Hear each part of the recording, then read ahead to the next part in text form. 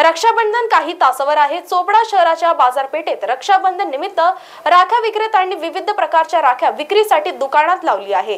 मात्र राखी घेण्यासाठी येणाऱ्यांची संख्या कमी दिसत आहे।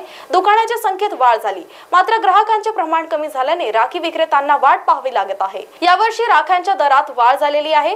त्याचबरोबर पाऊस जास्त झाल्याने शेतकऱ्यांच्या शेती पिकाचे नुकसान झाले, त्यांचा परिणाम देखील मार्केटमध्ये जाणवत असल्याचे राखी विक्रेत्यांनी सांगितले। शहरातील बाजारपेठेत काही दिवसांपासून दुकान लावले असले तरी राखी घेण्यासाठी ग्राहकांची वाट पाहावी लागते। रक्षाबंधन काही तासावर आली आहे, तसेच आज चोपड्याच्या आठवडा बाजार देखील आहे, तरी देखील मार्केटमध्ये 50% परिणाम जाणवत असल्याचे राखी विक्रेत्यांकडून सांगण्यात येत आहे।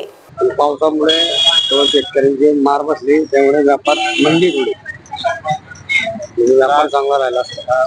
राखी घेण्यासाठी येत आहेत पण कमी आहे, 50-60% भाव वगैरे कसं आहे? भाव वाढलेले थोडे यावर्षी, व्यापार 50-60%। इथे राख्यांच्या भावाची सुरुवात कुठून आहे? आमच्याकडे 5 रुपये राखीपासून तर 150-200 रुपये राखीपर्यंत आहे। भरपूर व्हरायटी आहे, देवाची राखी आहे, भाऊ राखी आहे। चांगल्यापैकी रिस्पॉन्स आहे, पण एक दिवस अगोदरच टाइमावरतीच गर्दी करतात लोक, वेळेवरतीच गर्दी होते। प्रत्येक सणाचे तसंच झालं, आता एक दिवस अगोदर गर्दी असते।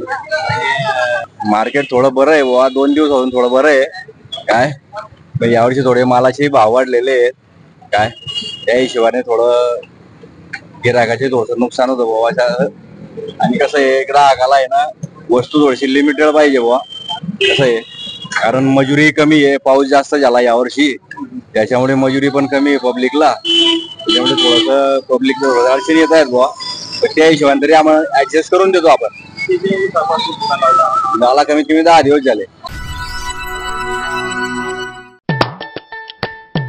मानवी मनोरा रचण्यासाठी लागतं उत्कृष्ट व्यवस्थापन, नियमांचं पालन आणि उत्तम संतुलन, अन्यथा अपघात होऊ शकतो। त्याचप्रमाणे निसर्गाचं संतुलन बिघडल्याने पर्यावरणाला धोका होऊन भूस्खलन, दरड कोसळणे असे भीषण अपघात होतात। त्यात जीवित व वित्तहानी होऊन अनेकांचे संसार उद्ध्वस्त होतात। हे टाळण्यासाठी निसर्गाचे रक्षण करणे ही आपली जबाबदारी आहे। तसेच डोंगरापासून सुरक्षित अंतरावर वस्ती करणे गरजेचे आहे। भूस्खलन प्रवण क्षेत्रांबाबत कायम सतर्क राहणे आवश्यक आहे। डोंगरावरची झाडे झुकणे, पाण्याखालची माती वाहून जाणे या भूस्खलनाच्या प्रारंभिक खुणा असू शकतात।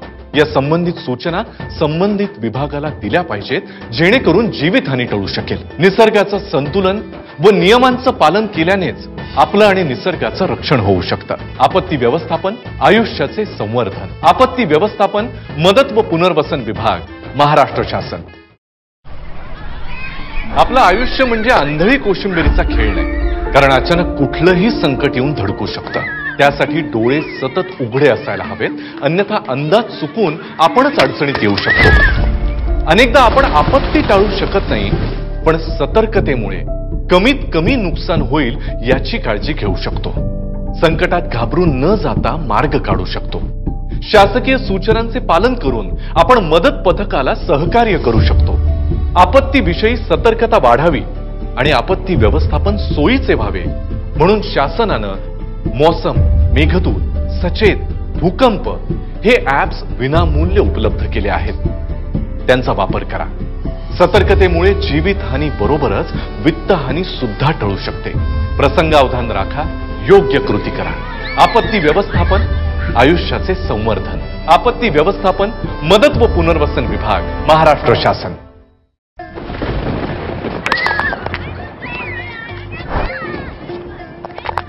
पाऊस निसर्गाचं वरदान आहे, पण त्याचबरोबर कडाडणाऱ्या विजा मात्र कधी कधी आयुष्य उद्ध्वस्त करू शकतात। महाराष्ट्रात विजा पडून झालेल्या मृत्यूंची सरासरी चिंताजनक आहे।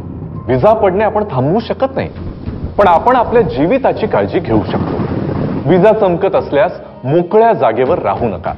पत्र्याचे शेड, बसस्टॉपचा आसरा घेऊ नका। उंच झाडे, विजेचे खांब याखाली उभे राहू नका। छतावर किंवा उंच डोंगरावर असाल तर खाली उतरा।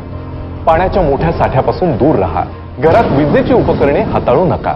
दामिनी ॲप तुम्हाला नैसर्गिक विजेच्या संभाव्य धोक्यांची सूचना अगदी विनामूल्य देते। ते वापरा आणि सुरक्षित स्थळी आसरा घ्या।